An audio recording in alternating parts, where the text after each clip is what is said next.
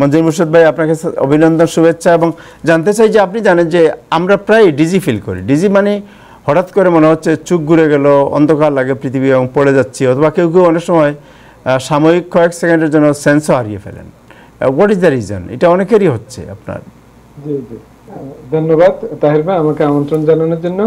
উপস্থিত প্যানেলিস্ট সহ সকল দর্শকবৃন্দকে অনেক সালাম এবং শুভেচ্ছা জানাচ্ছি।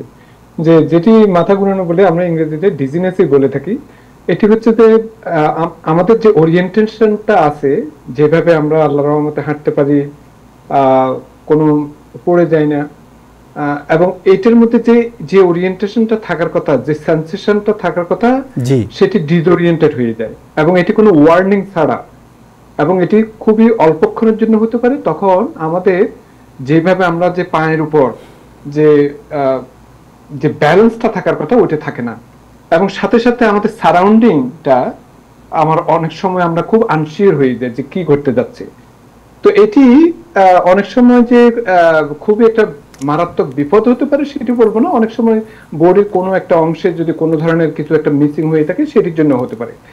তো এই ডিজিনেস যখন আমরা বলে থাকি, সর্বপ্রথম জানতে হবে যে এটা কি ধরনের ডিজিনেস।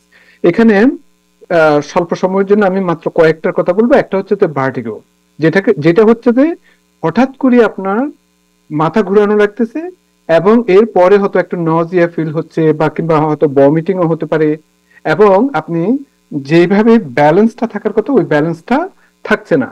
কিন্তু interestingly at the same time যখন আপনার সারাউন্ডিংটা দেখছেন তখন মনে হচ্ছে যে পুরো চতুর্পাশে যেন ঘুরতেছে আপনার চতুর্পাশে, এরকম একটা ফিল হয়। এটি হচ্ছে যে ভার্টিগো। আরেকটা হচ্ছে যে ফ্রি সিনকোপ। এটিতে আপনার এক ধরনের খুবই হালকা করে মাথা ব্যথা লাগবে এবং এরপর আপনার মনে হবে যে আপনি পড়ে যাচ্ছেন, কিন্তু মাথা ঘুরানো হবে কিন্তু মনে হচ্ছে যে আপনি পড়ে যাবেন, এবং সেই সাথে সাথে আপনার অনেক সোয়েটিং হবে, একটু চোখটা একটু অন্ধকার অন্ধকার লাগবে, এবং অনেক সময় আপনার হার্টবিটটা অনেক বেড়ে যেতে পারে। তো এটি সাধারণত আপনার হতে পারে আপনার ব্লাড প্রেশার অনেক সময় ড্রপের জন্য, কিংবা ডিহাইড্রেশনের জন্য, কিংবা অনেক সময় এক পায়ে বাকিংহাম প্লেসের ওই যে কি ইয়েরা যে আর্মি গুলা কিনা ওই যে গার্ড গুলা আছে যে এক পায়ের উপরে একদম নড়াচড়া ছাড়া যে দাঁড়িয়ে থাকে, এরকম কোন সময় যদি এরকম কোন সিচুয়েশন হয় সেটির জন্য হতে পারে, কিংবা অনেক সময় মেডিকেশনের জন্য হতে পারে। তারপর আরেকটা হচ্ছে যে ডিসইকুইলিব্রিয়াম হচ্ছে যে একদম সম্পূর্ণ ইমব্যালেন্স পড়ে যাওয়া, কিন্তু আপনার চতুর্পাশে যে আমি যে বললাম কিছুক্ষণ আগে ভার্টিগো, চতুর্পাশে সারাউন্ডিংটা আপনার ঘুরতেছে, এটিতে কিন্তু আবার সেই চতুর্পাশেটা স্পিনিং হচ্ছে না, স্পিনিং সেন্সেশনটা হচ্ছে না, কিন্তু আপনার ব্যালেন্সটা ঠিক রাখতে পারছেন না। এবং এটিও আপনার বিভিন্ন ধরনের কারণ হতে পারে। এটা নিউরোলজিক্যাল ডিসঅর্ডার, কিংবা মাসকুলোস্কেলেটাল ডিসঅর্ডার, কিংবা ভিশন প্রবলেম, এগুলোর জন্য হতে পারে। আসলে একটু কি কারণে হতে পারে, এটি হচ্ছে যে সবচেয়ে বড়, এবং এটির মধ্যে কারণের মধ্যে সর্বপ্রথম আমি বলবো ইনার ইয়ার ডিসঅর্ডার। আমাদের কানের ভিতরে যদি কোনো ধরনের প্রবলেম হয়ে থাকে সেটির জন্য হতে পারে। এবং এই কানের ইএনটি এটি একটা বড় ধরনের এই ডিজিনেসটা ইএনটি ডাক্তার অনেক সময় বেশ ভালো করে ফলো আপ করেন যখন প্রাইমারি কেয়ার ডাক্তাররা যখন কোনো ডিজিনেসের পেশেন্ট দেখে থাকেন। এবং ইনার ইয়ার ডিসঅর্ডারের মধ্যে অনেকগুলি আছে, ছোট্ট করে বলবো। একটা হচ্ছে যে বিনাইন পজিশনাল ভার্টিগো, যেটিতে আপনার ইনার ইয়ারে কোনো ধরনের প্রবলেম হয়ে থাকে। আরেকটা হচ্ছে যে ল্যাবিরিনথিস, এটা ইনার ইয়ার ইনফেকশন।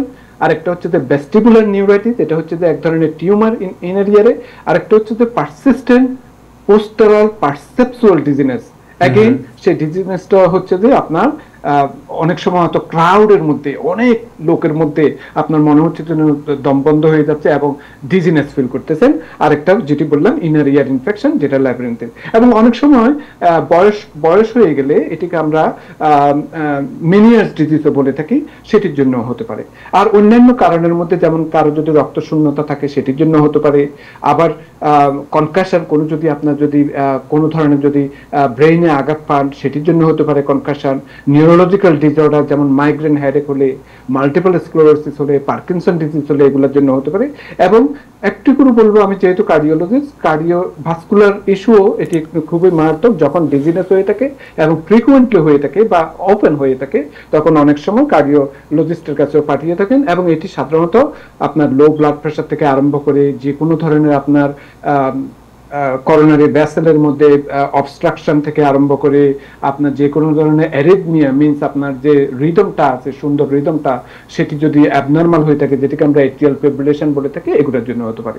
এবং অন্যান্য আরো কারণের মধ্যে অনেক সময় অ্যাংজাইটি স্ট্রেসের মধ্যে, তারপর কার্বন মনোঅক্সাইড পয়জনিং হলে, তারপর আপনার ব্লাড সুগার যদি লো হয়ে যায় সেটির জন্য হতে পারে, অনেক সময় ব্লাড প্রেশার মেডিকেশন দিলে, অনেক সময় অতিরিক্ত ব্লাড প্রেশার যদি মেডিকেশন হয়ে থাকে এবং ব্লাড প্রেশার যদি লো হয়ে যায় সেটার জন্য হতে পারে। এবং অনেক সময় মোশন সিকনেস, অনেকে দেখবেন আপনার ফ্লাইটে কিংবা কারে কিংবা ট্রেনে চড়লে আপনার ডিজিনেস ফিল লাগে, এটি হচ্ছে যে মোশন সিকনেস। এবং অনেক আবার অন্যান্য ক্ষেত্রে আপনার খুব ডিহাইড্রেটেড, যেমন এই সামারে আপনার ঠিক মতো যদি পানি পান না করে থাকেন, অনেক সিভিয়ার ডিহাইড্রেট হলেও আপনার এই ধরনের হয়ে থাকে। তো ডিজিনেসটা কিভাবে ট্রিট করবেন? সর্বপ্রথম এটি জানতে হবে যে কোথায় থেকে হচ্ছে, এবং আপনারা দেখতেছেন বিভিন্ন ধরনের ইনার ইয়ার প্রবলেম থেকে আরম্ভ করে, মেডিকেশন থেকে আরম্ভ করে, নিউরোলজিক্যাল থেকে আরম্ভ করে, স্ট্রেস অনেক। তো সুতরাং এটা জানতে হবে যে কি ধরনের কোথা থেকে হচ্ছে এবং সেইভাবে আপনার ট্রিট করতে হবে। এবং কার্ডিওভাস্কুলার হলে অবশ্যই সেভাবে অন্যভাবে ট্রিট করতে হবে আর কি। তো এখন আপনার সবচেয়ে বড় যেটা বলবো আমি, এটাকে আপনারা কিভাবে প্রিভেন্ট করবেন, এটাই হচ্ছে যে আজকের মেইন ইয়ে। তো যখন যাদের ডিজিনেস আছে সবসময় চেষ্টা করবেন যাতে র্যাপিড পজিশন চেঞ্জ যাতে না হয়ে থাকে। আপনি হয়তো ঘুম থেকে উঠলেন, একটু বসেন, যাতে যদি মাথা যদি ঘুরে একটু বসে থাকেন, তারপর যখন দেখলেন যে স্টেডি আছেন তারপর আপনি বাথরুম বা অন্য যেখানে যাওয়ার যাবেন, খুব স্লোলি যাওয়ার চেষ্টা করবেন। তারপর হচ্ছে যে সবসময় সামারের মধ্যে সবসময় স্টে হাইড্রেটেড, যাতে অনেক পানি পান করে থাকেন, কোনো অবস্থাতে যাতে ডিহাইড্রেট না হয়ে থাকেন সেদিকে খেয়াল রাখবেন। তারপর মিলগুলো যেগুলো আমরা খাওয়া দাওয়া করে থাকি যাতে অন টাইম হয়ে থাকে, যেভাবে আপনি অভ্যস্ত সেভাবে, যাতে কোনো অবস্থাতে যাতে স্কিপিং মিল না করে থাকেন, হাইপোগ্লাইসেমিয়া যাতে না হয়ে থাকে সেদিকে খেয়াল রাখবেন। এন্ড অবশ্যই স্ট্রেসের তো মানে কি বলবো, রিল্যাক্সেশন যতটুকু সম্ভব সেটা করতে হবে। স্ট্রেস অনেক সময় করে থাকে, এক্সারসাইজ যারা করে থাকেন রেগুলারলি এক্সারসাইজ করতে থাকবেন।